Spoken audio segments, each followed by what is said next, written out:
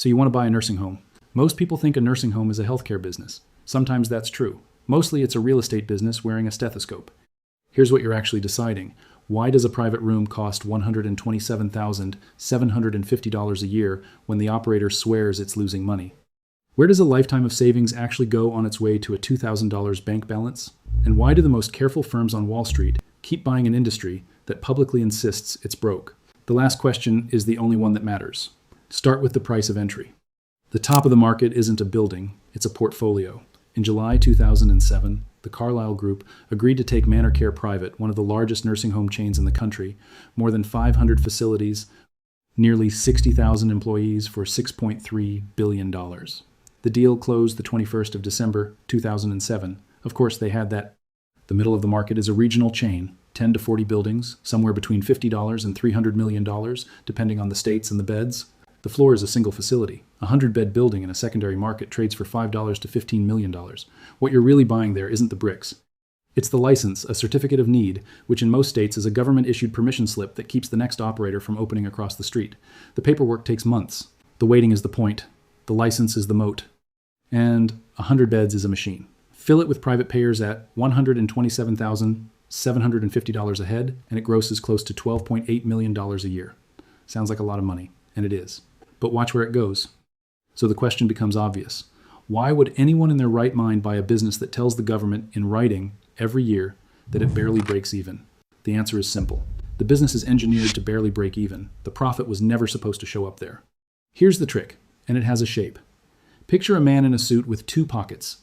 The government and the trial lawyers are only ever allowed to look in the left pocket. The left pocket is always empty. Now, watch the money cross over to the right one. The first move is the split. You buy the facility, then you cut it in half. The operating company, the OpCo, holds the licenses, the staff, the patients, and every lawsuit anyone will ever file. The property company, the PropCo, owns the land and the building.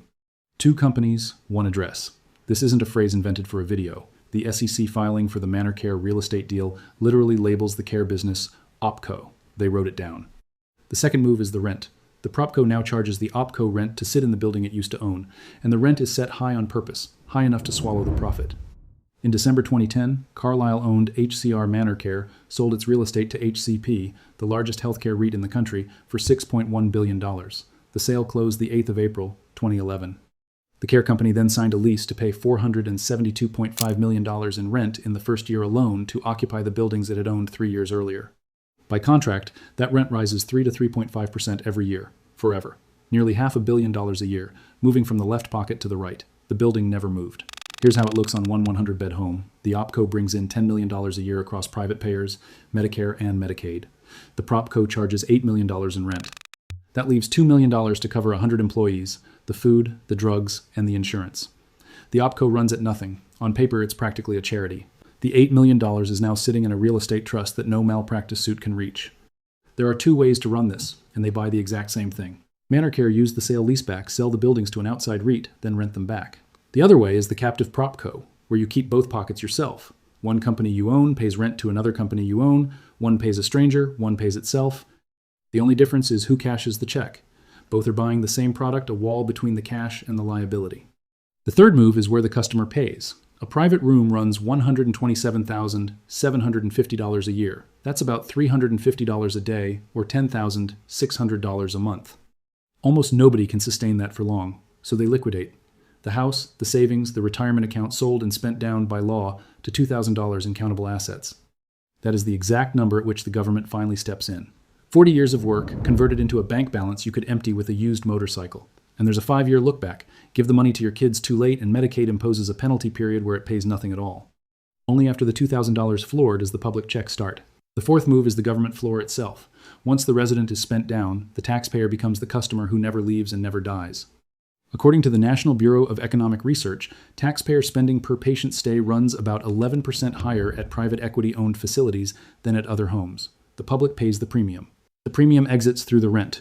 The fifth move is the quiet one.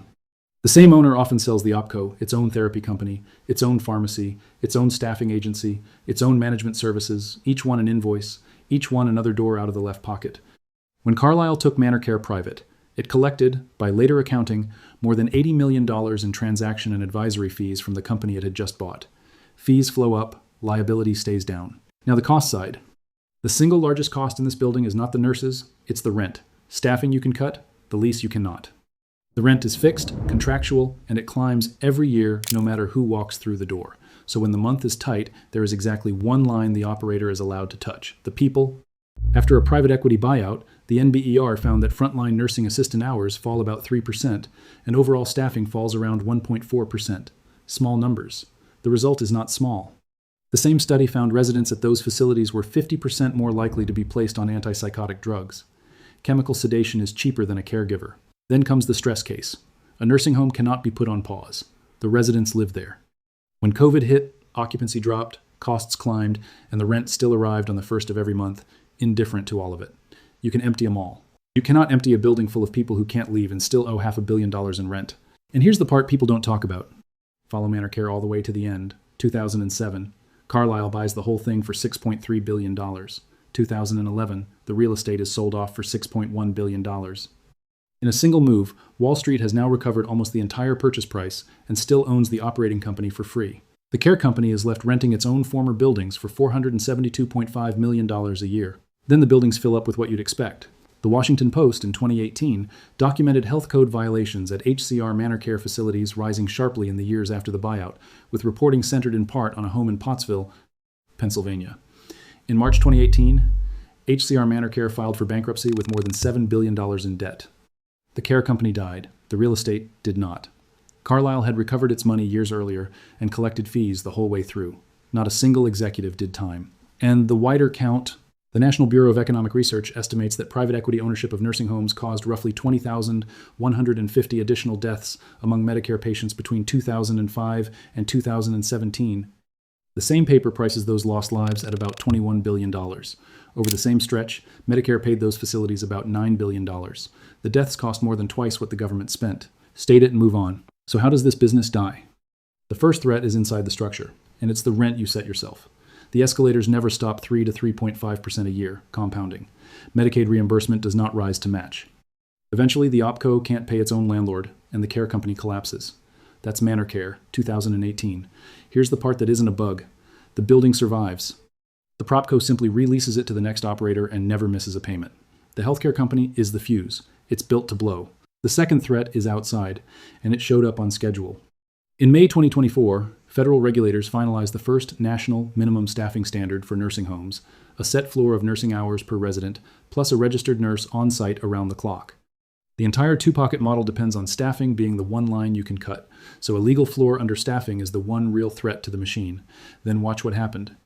In 2025, federal courts in Texas and Iowa vacated the core of the rule. Congress attached a moratorium, freezing it for roughly a decade. And on the 2nd of December 2025, CMS issued an interim final rule repealing the staffing minimums and the 24-hour nurse requirement outright, effective the 2nd of February 2026. The threat arrived, and then it left. The one piece that survived is the ownership transparency, reporting the rule that forces you to disclose exactly who owns the left pocket and who owns the right, which tells you which part of this they actually wanted hidden. So here's the reframe, and it fits in 2 sentences. A nursing home is not a healthcare business with a real estate problem. It is a real estate business that keeps a healthcare company on staff to hold the lawsuits and collect the rent. This is not a fringe reading. Private equity ownership went from under 1% of skilled nursing facilities in 2005 to about 9% by 2015, and the share has only climbed. Roughly 70% of all U.S. nursing homes are run for profit. Everyone with a spreadsheet found the same door. Time to pull it all together and answer the actual question. How much money do you make if you do this right? Let's run the math on 3 realistic versions of your nursing home. Option 1. You build an independent, traditional facility. You own the building outright, you hold the license, you carry the full liability, and you meet every medical regulation head-on. Revenue on a solid, mid-size home, about $12 million. The costs you actually incur, real staffing, real insurance, run right behind it. Margin, roughly 3%. Around $360,000 for a year of malpractice exposure and inspectors, honest work, bad business. Option 2. You take only Medicaid residents from day one. In most states, the government reimbursement rate sits below the actual cost of care. Revenue $9 million, cost $9.5 million. You lose money on every bed, every day, on purpose or not permanently.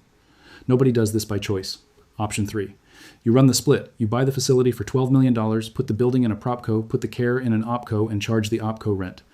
The residents spend down to $2,000, Medicaid takes over, the taxpayer pays the 11% premium, and the OpCo reports nothing and files for subsidies. The PropCo collects around $5 million a year in protected rent. On a $25 million real estate position, that's a 20% return, sitting in a trust no lawsuit can reach while your healthcare company officially is broke. Same building, same beds, same patients, 3 sets of books. Not bad for a business that gets to sell a dying person their own house back, 1 month of rent at a time.